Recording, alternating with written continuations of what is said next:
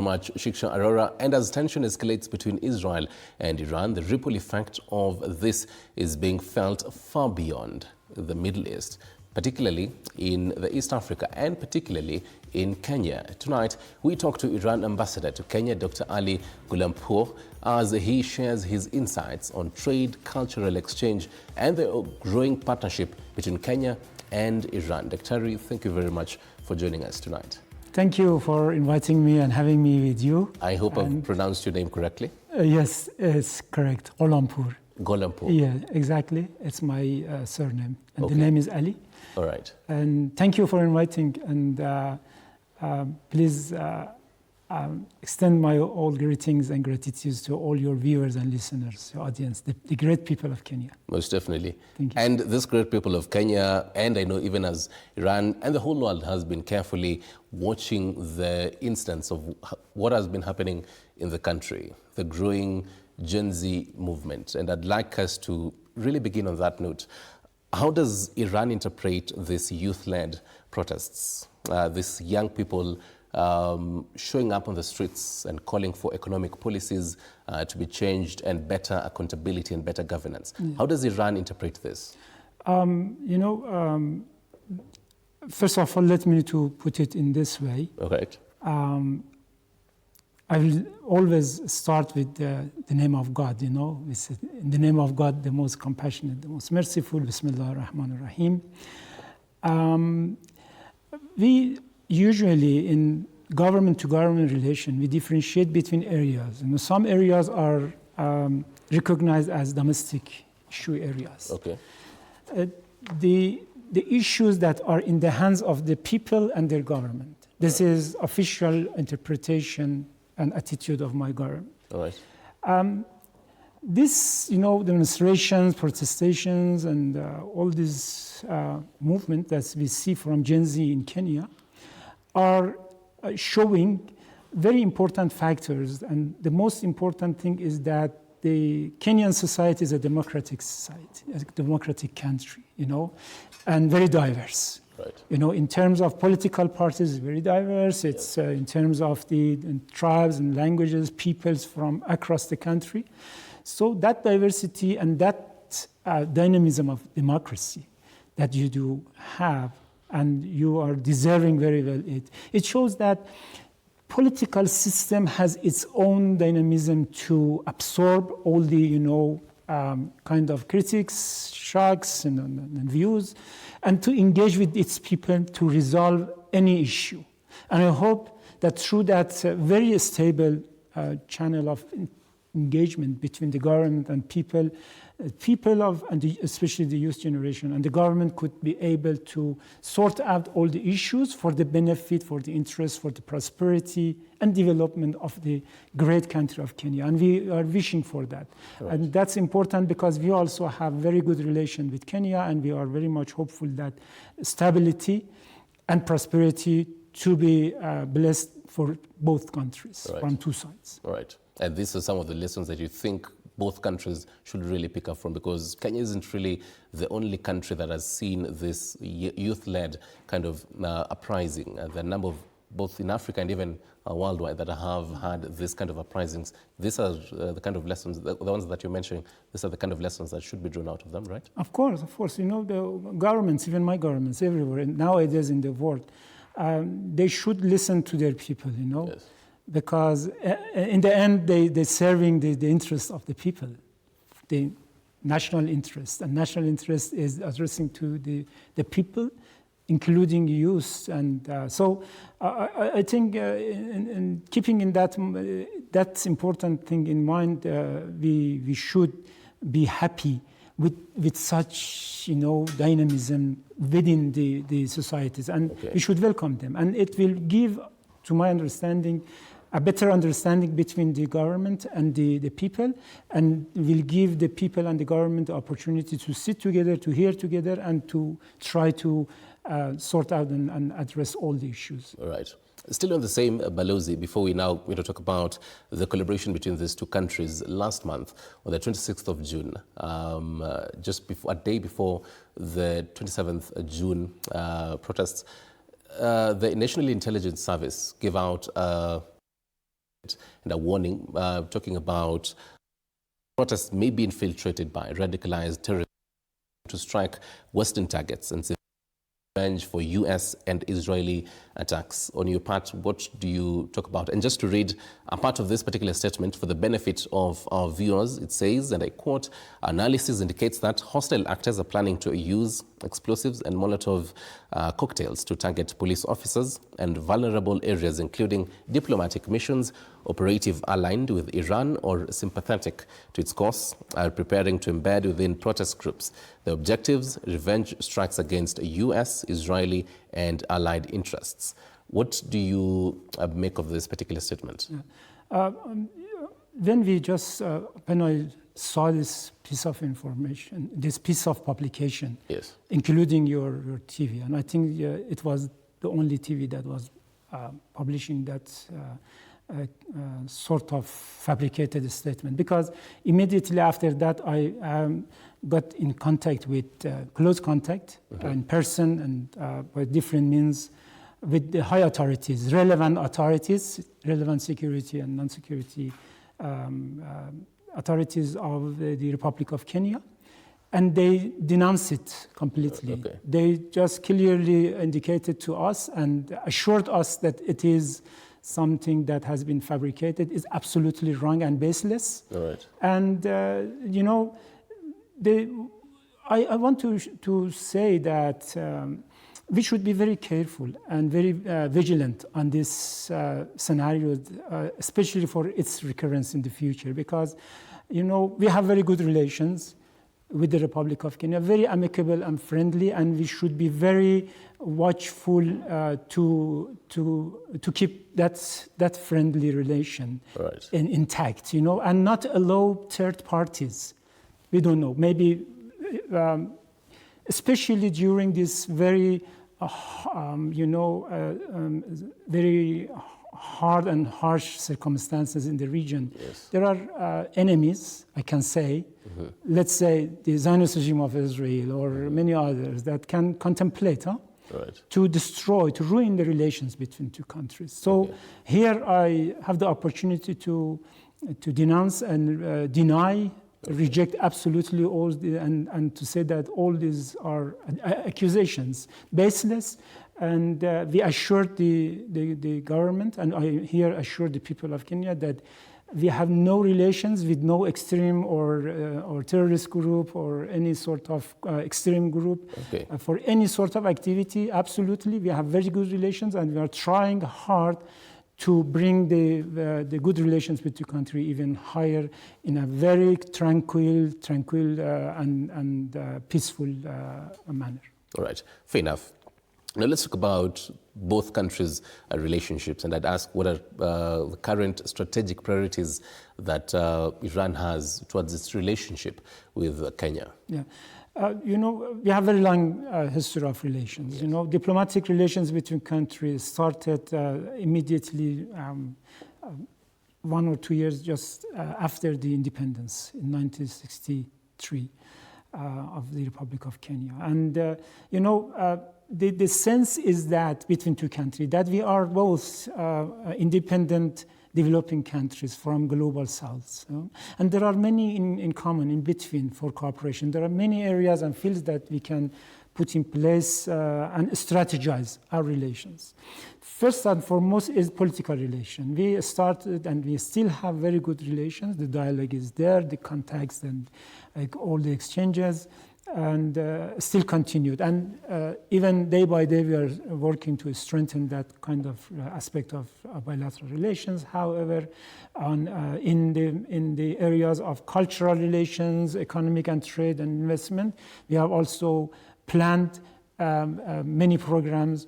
And the good news is that we already had in the past 6 rounds of the joint cooperation commissions meetings in Nairobi and in Tehran, and now we have planned, and the date is confirmed and fixed for 13th and 12th and 13th of August this year. I mean, just 2-3 weeks ahead of us. So we will have that commission and we will have a big delegation. They are coming and we have also already prepared many different, several documents, several MOUs and agreements to be signed and finalized and signed during that commission session. So that commission session would be a milestone. Okay. However, we had the president, the late president, yes, martyred, Excellency President Martyr Raisi, yes, visited, had a state visit, yes, to the Republic of Kenya in June 2023. Yeah. Yes. And that was really a bedrock and milestone in our relation. And yes, then after, we had very good agreement during that visit, and now we are following the agreements between the heads of governments at that time. And this coming commission session will build up on those areas, and I hope that in lieu of that we will achieve much more in our relations, right, especially in terms of trade and investment. Right. And still on the bit of trade and investment, before we look at other partnerships that exist between these two countries, a few weeks ago, you told Kenyans and the whole world really that the effect of this Israel-Iran war was flights being suspended, and it also had an impact to even logistics between these two countries. What is the latest update so far up to now? Are there flights that are potentially going to be suspended, and what is the solution to this particular issue? Yeah. It depends on the products and the goods that you export and import. Okay. For example, in case of fresh meat, yes, it should be, the flat cargo, yes, to be transported from here, from the market in Kenya to market in Tehran within hours, a couple of hours. And for that, you need, flights to be running. And during the imposed war, the aggression against my country, the flights were, all the airlines they stopped their yes, flights to Iran. Yes. And in that effect, the businessmen, the companies who are exporting meat, fresh meat from Kenya to Iran, they had to stop because there was no let's say, cargo or flight to transport. If the aggression will continue, then the negative impact on the peoples around the world, especially in region in Africa, would be unimaginable, very high. Yes. Because the region is the source of energy, and if it was escalating, then all the sources that are supplying the energy needs, the oil and gas and even not oil and gas, many other transit corridors, yes, especially through the marine corridors, are transporting goods, daily needs of people, their food. So everything were going to be jeopardized, at risk, right, in terms of the high risk of transportation and then the final price for the consumer. Right. So I'm very much I'm happy and glad that aggression was stopped, and I think it will help again to resume all those trade activities between two countries. Right, and you've mentioned this particular borders, that this corridors, I should say, that the traders, even here in Kenya, can use as a solution on this. Does this mean that Iran has an agreement with bordering countries that if I am a trader here in Kenya and I am exporting a certain amount of beef to Iran, but then I cannot ship directly, I can ship to a neighboring country and then that will be sorted out? Is that probably what you mean? There is no such an agreement, as you say. Okay. It doesn't exist between currently. Okay. This is good idea that we can work for the future. Okay. But for the time being, it depends on the exporters, the business people, right, how deal with that, how to, of course, it's a matter of costs and all the arrangements, but that's a very good idea that they can work on that. Right. And still in matters beef, because this is something that is really huge even in the country. There has been this increasing deal between these two countries. Just to speed on probably why there was need to have this particular deal, and to the many business people who are watching us tonight, they'd really love to know how they can be part of this, exporting deal from Kenya, the beef export from Kenya all the way to Iran. Yeah, because there are the technical agreement between two countries, signed between two countries. It's puts a set of standards and technical criterions to be followed, and for killing and then conserving the meat and how to transport it.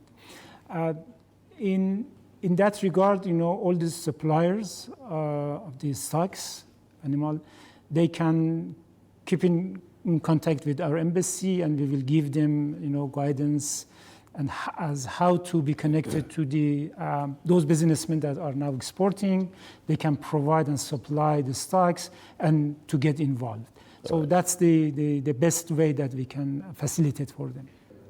Right, Balozi, on the situation in Iran right now, walk us through what is happening right now for the many Kenyans who do not really understand, first of all, why it is happening, and walk us up to speed on the situation currently as it stands.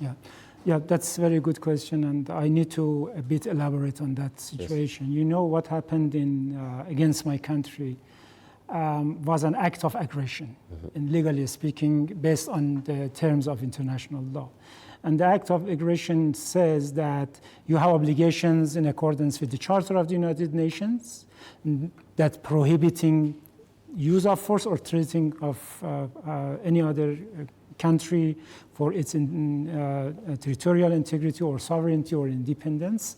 And also there are many other international instruments, including legally binding instruments and conventions, including and especially the statute of the IAEA, International Atomic Energy Agency, and many other resolutions adopted in the assembly of the council of that organization.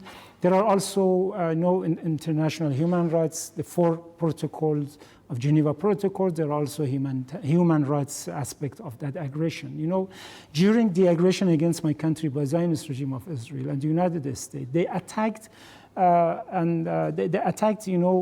the facilities, nuclear peaceful facilities that are under the safeguards of the IAEA. Right. And the inspectors are there, cameras are there, and all the surveillance. And we had,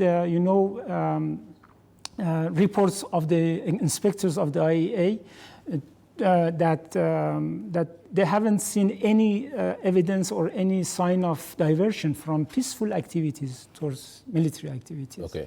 So the invasion, the aggression against my country happened not only against those, international law and instruments and conventions, in particular the Charter of the United Nations and international law and all norms and rules of international law, but of course it was a blatant, violation and breach of international law, especially in the middle of negotiations. There were 5 rounds of negotiation were held between Iran and the other party with the US. Okay. And in the middle of that negotiation, very surprisingly, we were being attacked by the act of aggression, by the Zionist regime and by the support of the US.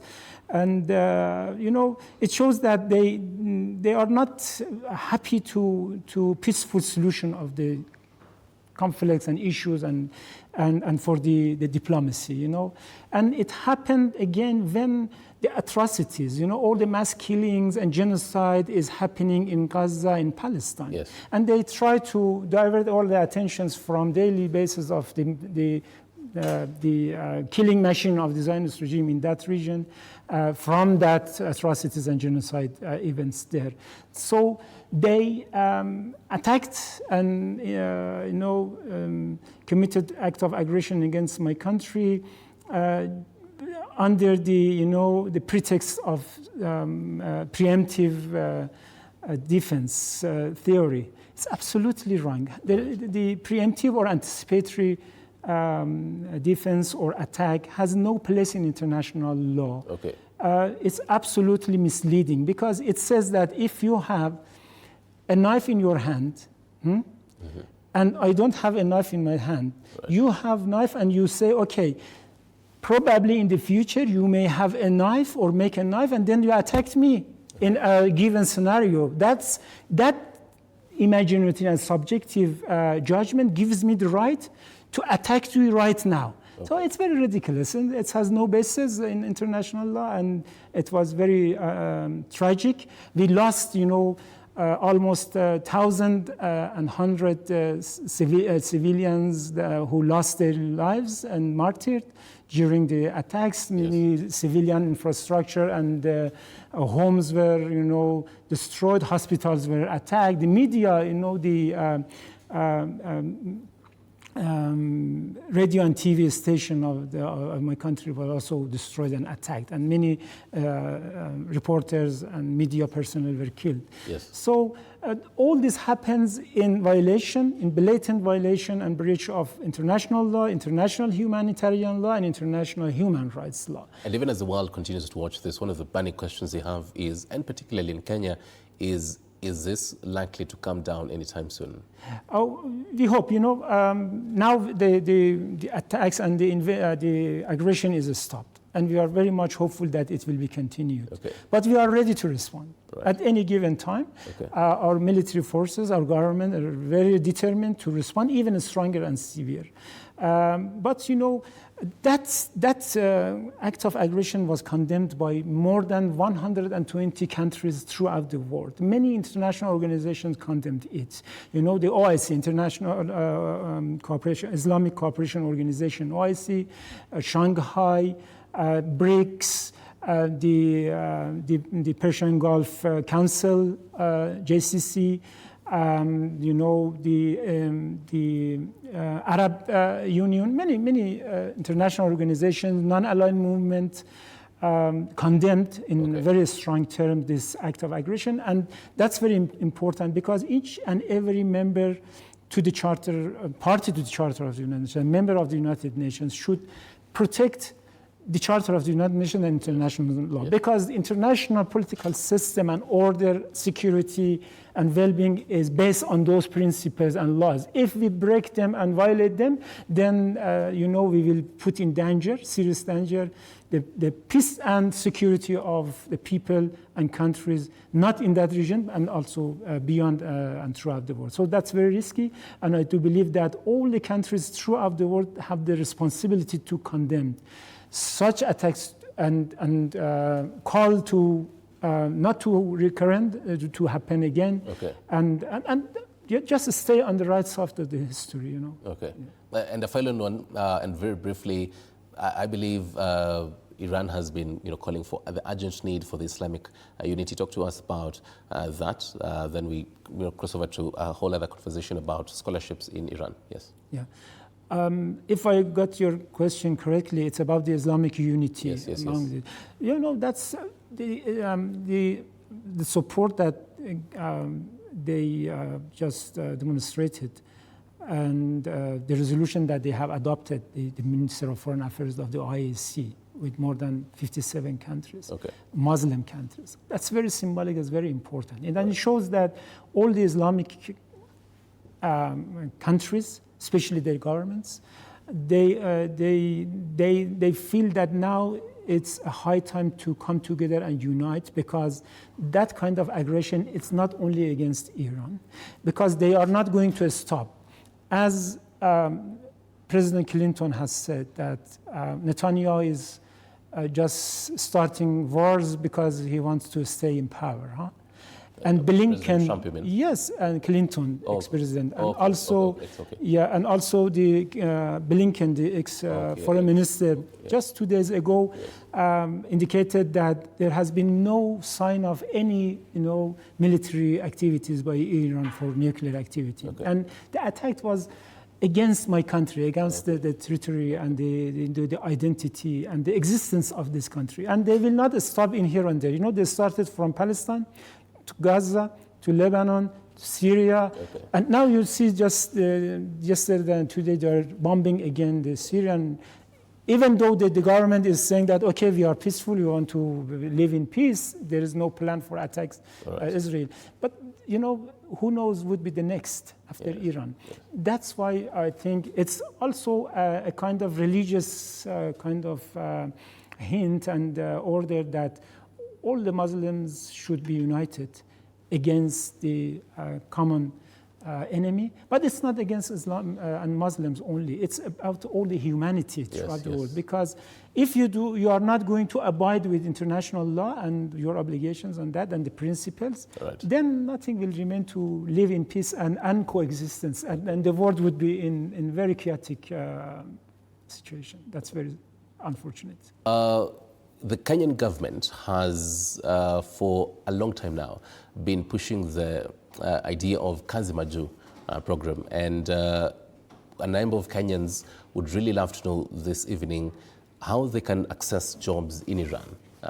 That partnership between exporting labor from Kenya to Iran. And President William Ruto has been big on this and saying that Kenya's labor is one of the finest, even in Africa. So in the whole idea of exporting Kenya's labor to Iran, with the ongoing Israel-Iran conflict, many Kenyans would ask, is it safe to go to Iran right now? What do I need to know so that I even look for a job in Iran?